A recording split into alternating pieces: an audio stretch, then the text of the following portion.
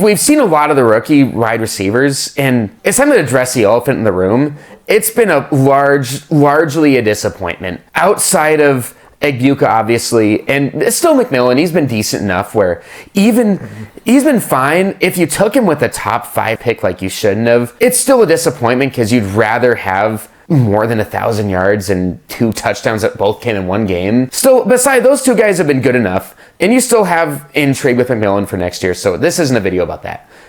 Everybody else has been largely disappointing, though. You've got Matthew Golden taken at the end of the first round. Large disappointment. Luther Burden, Trey Harris, Jaden Higgins, and Jack Bash. You have all these guys who, everyone was excited about these guys, except for Jack Bash. No one was really excited about him. But there was a lot of excitement for Golden and Burden, and even though I wasn't that interested in Burden, but I liked Jaden Higgins, that didn't work that well. I like Trey Harris, that didn't work that well. What's the lesson to be learned here with these guys is first round NFL picks / not elite in college is the hit rate is so low. So when you're getting all excited about these rookies before the draft, remember that most of them aren't going to be good. Most of them aren't going to be good. And you can say, oh, this is just 1 year. Well, let's remember last year too. Yeah, you have the big names. You have the O'Dunes and Marvin Harrison, who didn't have great rookie years, but you're so excited for him the next year. And then you have Brian Thomas Jr. and Malik Neighbors, who have great rookie years. But outside of them, look at the second rounders. Yeah, Ladd had a good first year. Everybody else, Adonai Mitchell, Keon Coleman, Jalen Polk, complete disaster. Doo-doo. Yeah, those guys were complete nothings. And there were a lot of people excited about all those guys. Just remember when next year comes around and everyone's hyping up all these, oh, this guy's taking a second round, he's going to be really good. When everybody's hyping up these guys, remember that most of them aren't going to be good. Just, you have to remember that. Most of them aren't going to be good. When you want to trade your, decent veteran who gets you some fantasy points for a second round pick, maybe remember, oh, that receiver you're really eyeing I found the second round receiver who's going to be a stud. Maybe think twice a little bit about it. Maybe don't just auto do that because you want to love every rookie that exists. Because guess what? Most rookies who exist aren't going to be relevant. That's just how it always goes. First round NFL picks, they're more worth the risk. Second round guys are all dart throws. The NFL tends to view receivers in the second round as dart throws, and so should you. Just be smart before you do it, before you load up on all those second round picks. And just remember, this isn't anything new. There's not a single good second round NFL draft or receiver this year, and that really isn't anything new. It's nothing mind-blowing. We like to remember the Ladd McConkeys and the A.J. Browns and the D.K. Metcalfs, but we like to forget the Dorial Green Beckhams and the Jalen Polks of the world. Yeah, I'm almost on the, if they're not a first-round pick, situation over draft capital. I'm almost on that train.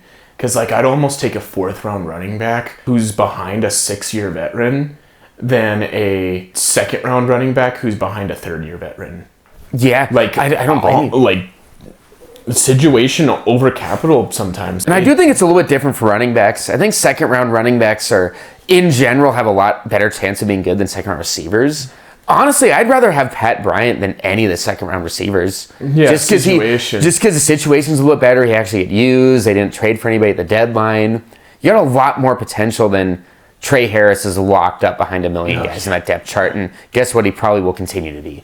Oh, Luther Burden wasn't that great in college and is locked up behind a million guys in the depth chart. Probably will never be good. Situation for tight ends too, because you look at a couple guys like Ben Sinnott last year, who was a high second rounder, and he's completely irrelevant now because he's behind a good veteran. And then you have a bunch of rookies this year who aren't behind good veterans who are very relevant. So situation, it's becoming more of a thing than capital if you're not a first rounder. First rounders get a million chances, but second and later, even if you're a running back, if you're late second, sometimes you don't get a million chances. Not anymore. Charbonnet's chief among them.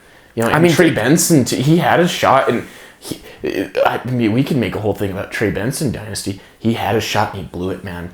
I don't think Trey Benson ever takes over as the workhorse for that offense ever again. I think when he comes back from IR, they'll have one of the dumbest committees of all time, and then they'll draft another third round guy next year. They might draft a fourth round guy next year. Or they sign Brees Hall Yeah. or Javonte or Kenneth Walker, something like that. I think he had a shot and he lost it. Here's an interesting thought experiment. Say they don't bring in any decent running back on free agency, but they just have Trey Benson next year and insert 4th round running back. Who would you rather have in fantasy?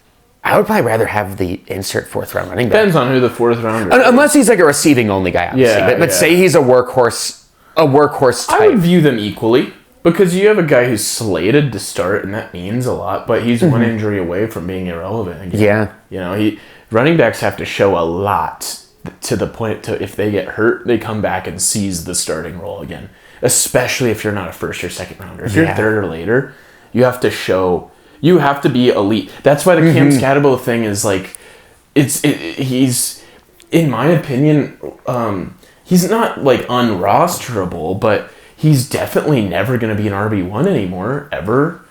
And so you can trade him for a 1st and potentially get an RB1, and everybody says I'm crazy, I'm an idiot for that. But it's like, he'll never, in the history of the NFL, since the merger began, I don't think there's ever been a 4th or later rookie running back who was out for the season after like 6 weeks and the team didn't bring in a veteran the next year who was just as good or better. A veteran or a high drafted Or a high draft pick. It's never been done, ever. So you can love the guy all you want, but at the end of the day, they'll probably sign somebody. They're not going to waste a pick on another running back like 3 years in a row. But they'll sign like, a Javonte or somebody of that caliber. Don't be shocked when they do something like that.